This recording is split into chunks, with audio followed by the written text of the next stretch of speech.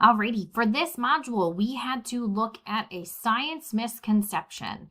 And because I teach biology, I chose a misconception that's pretty common among biology students, and that's the concept that evolution is goal-directed, like that evolution is trying to get to a certain point.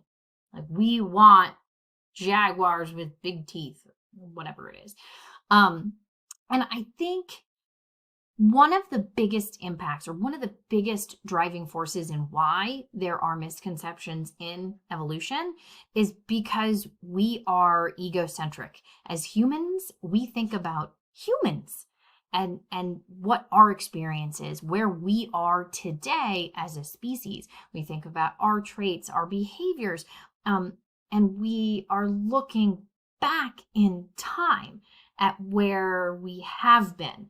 So I think because we're familiar with us and where we are now as a species, it's natural almost to see it from this sort of hindsight perspective where we're looking back in time at other organisms that we're far less familiar with because they're not around anymore, and see where they were and where we are now.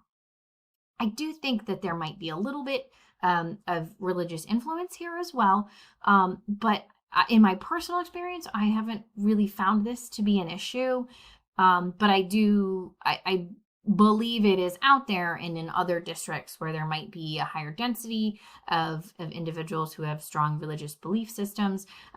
It might be more of an issue than in my district. As far as, okay, well, like what's the real answer behind it? What's the real driving force? If there's not a goal, then what's going on? Well, the real explanation here is natural selection.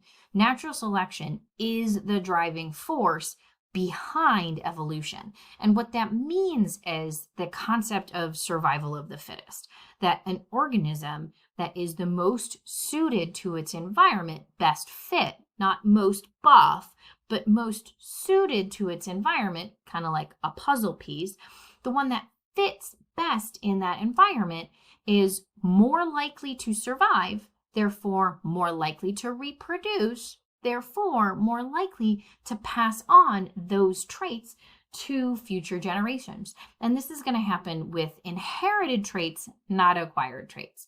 Kind of like what I said with being buff, being really fit. That's something that you acquire. You go to the gym, you go to Planet Fitness for that. You don't get that from mom and dad. You might get things like height from mom and dad, but not the Planet Fitness muscles. So an activity that I found that would be a great way to help kids see this, to kind of undo this concept of goal-directedness, is the peppered moths. I've done a simulation like this before where I just give them the data, but I like this one better. You make them be the bird.